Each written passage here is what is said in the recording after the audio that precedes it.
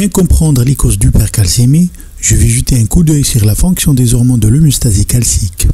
Les deux hormones qui augmentent la calcémie sont la PTH et la vitamine D. La PTH est une hormone synthétisée par la glande parathyroïde et sécrétée dans le sang en réponse à l'hypocalcémie. Son rôle est la libération de calcium de l'os, donc l'osmolyse, par stimulation des osteoclastes.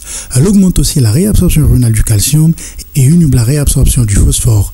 La PTH stimule aussi la synthèse de la vitamine D active par la stimulation de la synthèse de la N-alpha-hydroxylase dans le tube proximal. En fait, c'est une enzyme clé dans la transformation de la vitamine D en forme active qui est la 1,25-hydroxyvitamine D, appelée aussi le calcitriol.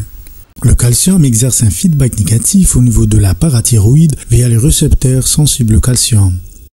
La vitamine D augmente l'absorption digestive du calcium et du phosphore.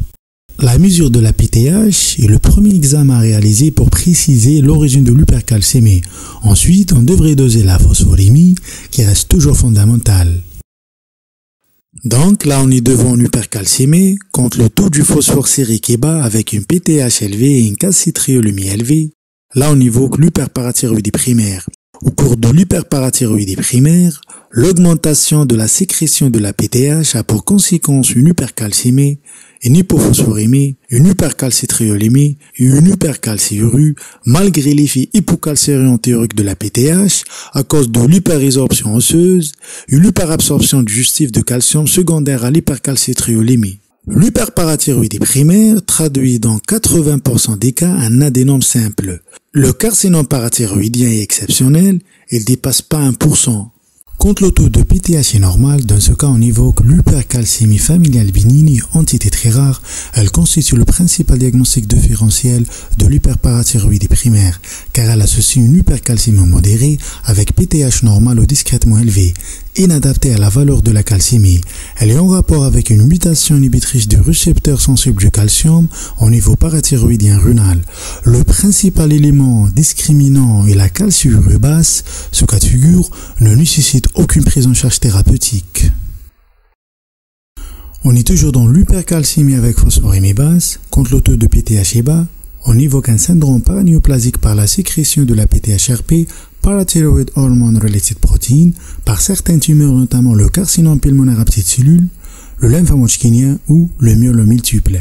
La PTHRP a là une action PTH-like. Ce syndrome se différencie de l'hyperparathyroïdie primaire par la valeur effondrée de la PTH native et une calcitriolémie basse diffuse de l'absence d'activation par la PTH-like de la N-alpha-hydroxylase.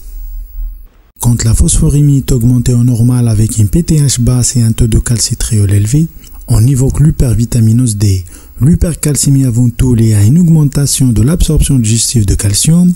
L'hypervitaminose peut être d'origine exogène par l'administration de la vitamine D ou endogène par production extrarénale de calcitriol au cours des maladies granulomateuses telles que la sarcoïdose, la tuberculose et la maladie d'Hodgkin par les macrophages des granulomes qui ont une activité N-alpha-hydroxylase. En cas d'hypercalcémie avec hyperphosphorémie et un taux de calcitriol bas, là on est devant un tableau de lyse osseuse.